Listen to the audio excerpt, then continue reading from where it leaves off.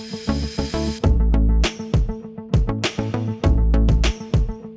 good day folks, welcome to the MB Wildman channel.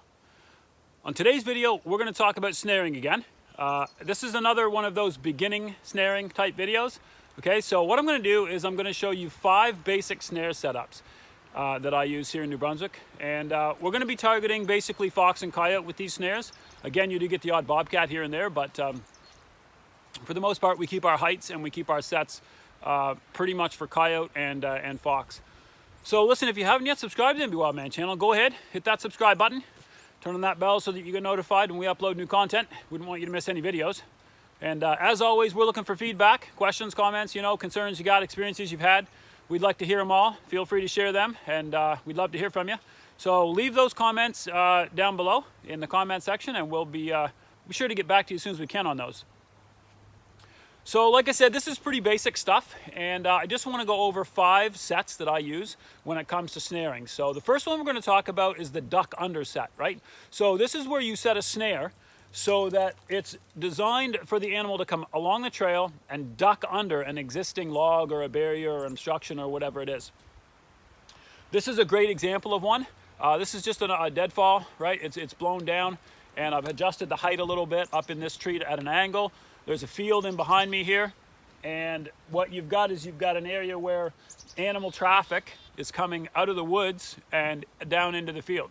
Fox, coyote, hunting mice, hunting small rodents, whatever, out in that field at night, or crossing over to the other patch of big woods right over there is also true. The idea of a duck underset is that it's basically right at eye level.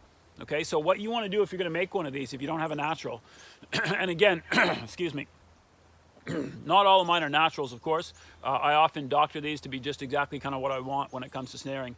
But what you want to do is, your idea is that when the animal walks up to it, you want that barrier, that obstruction, to be right at eye level for them. So for a coyote, you want this to be about, oh, I don't know, 15 inches, 14, 15 inches up off the ground.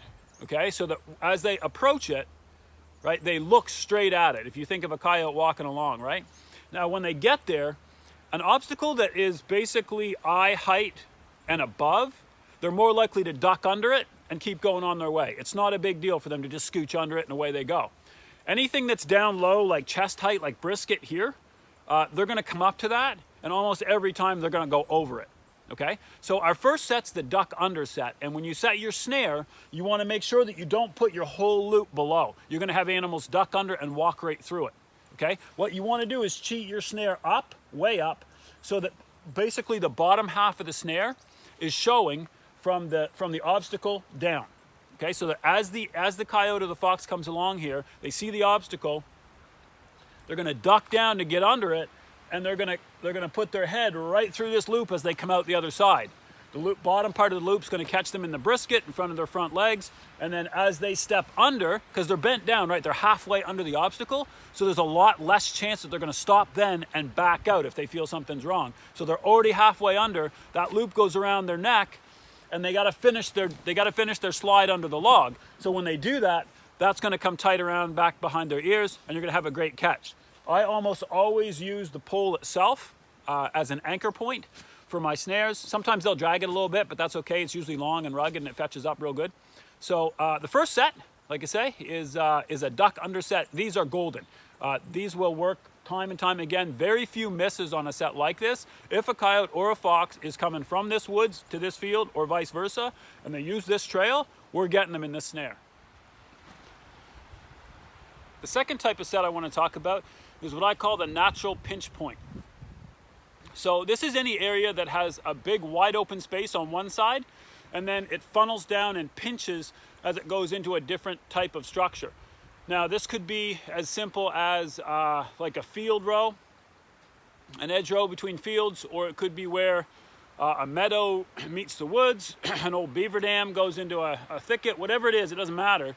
It's just basically you have a wider opening on one side than you do on the other, and the area creates a natural pinch point or a funnel for animals to travel. You may not be able to see it in all the shot I got right here, but over here there's a pretty good little thicket of cedar and fir trees, and then behind me it's closed off as well. You got 2 or 3 big firs with branches hanging down real low. So it creates like a little blocking wall. And then you got this beauty right here, this nice little apple tree growing in a little opening. And you have a really natural trail or pinch point where anything coming along this edge or anything out in that field, if it looks to come into this wooded area, it's going to see a natural opening right here by this apple tree. So it's going to come loping along the field, and it's going to think, well, do I go through that thicket or do I go through this thicket? Why would I do that when I got this nice open area right here that I can just scoot right by and head up into these woods? Okay, so that's why this snare set for coyote right here. I've already taken 2 coyotes off this exact same spot, one this year and one last, and I suspect without a question that we'll connect again here whenever the coyotes come through. This is a nice travel route, but this is what I would call a natural pinch point. They're really obvious to see. It's not rocket science to find one of these pinch points. All you have to do is walk the field edge and just keep an eye out, kind of keep looking in, and when you see that natural, oh look, there's a really neat spot where something could go right in. It's open, but it's thick on both sides. That's a spot for a snare right there. Okay, so we just talked about a natural pinch point on the last set, and this set is not the same, but very, very similar. So in this case, what we had is we had a wide trail, okay, coming down the edge where you got a little bit of an orchard over here on my right, and then you've got a wooded area up here on the left. So you had an old, I'm assuming this was, maybe a four-wheeler trail at one time, or an old trail anyway, that ran along the edge of the orchard. So what I've done is I've created that pinch point right here in the, I'm bothering the crows, can you hear them? What I've done is I've created the pinch point here. So I had a trail that was too wide, not necessarily really obvious that animals might see it and travel it, but there has been some activity running along the edges of fields, right? There usually is. So what I've done is I've taken and I've just brushed it in a little bit, and I used a crisscross pattern of a couple of old pieces of dead wood that were laying in here. I didn't cut anything down, landowner's fine with that, right? So I just used a couple of deadfalls, and I leaned one up pretty high and then the other up, and I crisscrossed, and then I just used a couple of little blockers. Now, some guys will brush this right in, right? Like you're making a bobcat set and it's got to be a little cubby hole and the only spot is where they can go through. I don't do that. I find that stuff will stop and they'll go around it. Coyotes and fox are pretty wary when it comes to that. So I leave lots of open space, lots of areas they can see through. And I try to make it look as much like a couple of things just fell down and crisscrossed. And oh, look, here's a wide enough space that I can get through, but it's not all brushed in and they don't instantly, it doesn't ring of danger. So when I do that, this is not a duck under set.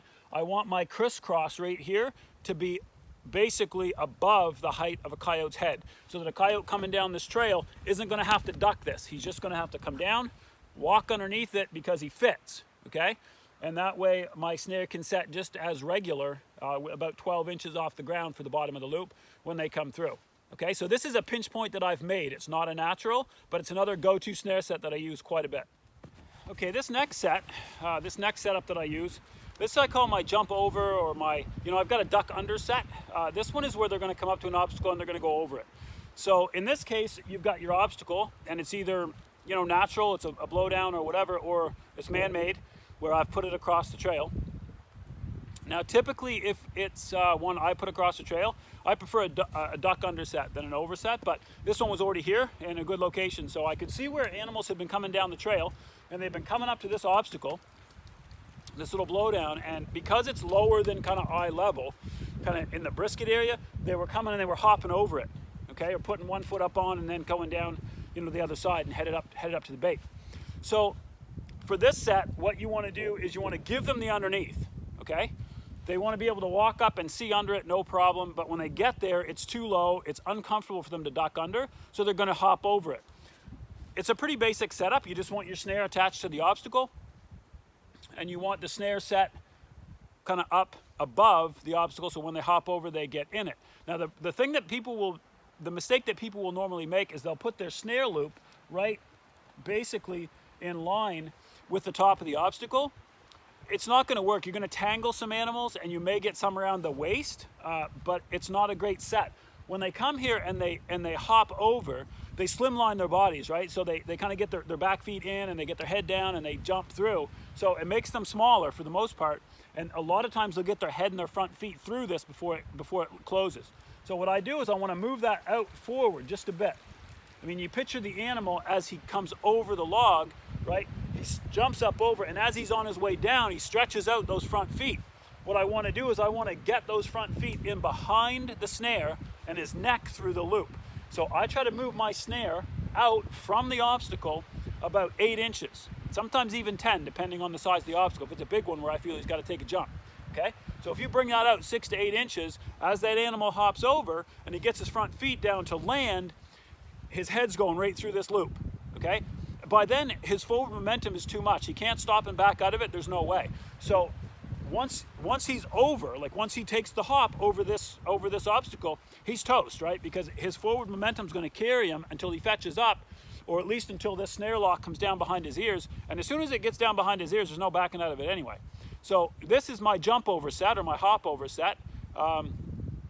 It's a good one. I don't use it as much because there are a few things that can, you know, a little margin for error, how high the animal jumps or how far the animal jumps can all just, you know, can all mess this up. So if I'm making this, I'm making a duck underset. But if it's a natural and they're using it already, I'm definitely going with one of these. All right, this last snare set that I'm going to show you, it's one I use a lot, and it's one that's, you know, real easy to do. But you got to watch that you have control of the area, control the trapping area that you're in, or the snaring area that you're in. So the reason is, this is actually an old road, okay? Comes right past us, right down this way, and then extends up through the woods that way, okay? So it's an old four-wheeler trail,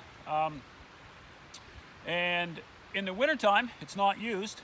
So here I am out here snaring, and I've actually taken and I've knocked down this tree, with permission, of course. So I've knocked down this tree right across the road. And all of the fir, I'd like to use a nice thick fir. That's what I like to use, or spruce or something. Okay, so all these branches, as they come down, they block the road completely across it. And what I do is then I just cut a square, cut a hole out of the center. So any animal coming down this road this way or this way, as they approach this, they see a big obstacle with an open door in the middle. Okay, most animals are going to think blowdown, no big deal. They're going to think that's where I want to go. They don't want to go into the woods or around or whatever. I mean, some will, but for the most part, you're going to have animals come across here. They're going to come down the road as they do naturally, and they're going to go, oh, look, there's where I'm going to go. So my snare is going to hang right in here, okay? This height is not a duck under, okay? You want them to come up and feel comfortable to just walk through.